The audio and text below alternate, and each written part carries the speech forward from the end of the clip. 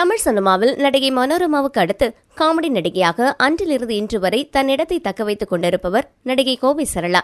10ஆம் வகுப்பு படிக்கும்போதே 1983இல் முந்தானை முடிச்சு படத்தின் மூலமாக தனது திரை வாழ்க்கையை தொடங்கினார். 80களில் செந்தில் கவுண்டமணியுடன் ஜோடி போட்டு நடித்த அனைத்து காமெடியுமே செம்ம ஹிட். குறிப்பாக வடிவேலு கோவை சரளா காம்போ காமெடிகள் சரவெடி. துணை நடிகையாக மட்டுமல்லாமல் சில படங்களில் ஹீரோயினாகவும் நடித்துள்ளார்.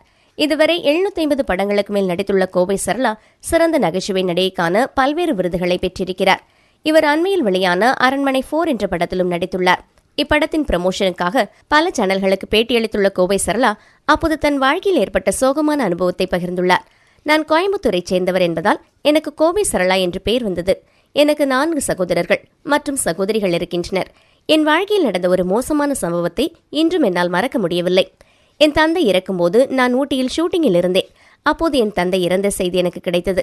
ஆனால் அந்த சமயத்தில் ஷூட்டிங்கில் இருந்ததால் என் அப்பாவின் இறப்பிற்கு கூட வர முடியவில்லை. அது ரொம்ப சின்ன தயாரிப்பு நிறுவனம். நான் அந்த படத்திலிருந்து வெளியேறிவிட்டால் அவர்களுக்கு மிகப்பெரிய நஷ்டமாகிவிடும். அதனால் ஷூட்டிங்கை விட்டு என்னால் அப்பாவின் இறப்புக்கு செல்ல முடியவில்லை.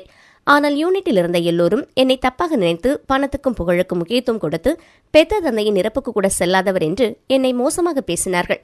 இன்று வரை எனக்கு மிகுந்த வேதனையை கொடுப்பது என் தந்தையின் இறப்பு. ஈடுகட்ட முடியாத இழப்பை உங்களுக்குள் வைத்துக்கொண்டு எல்லோரையும் சிரிக்க வைக்கும் கோவை சரளா முதன்முறையாக கண்ணீருடன் பேட்டியளித்தார்.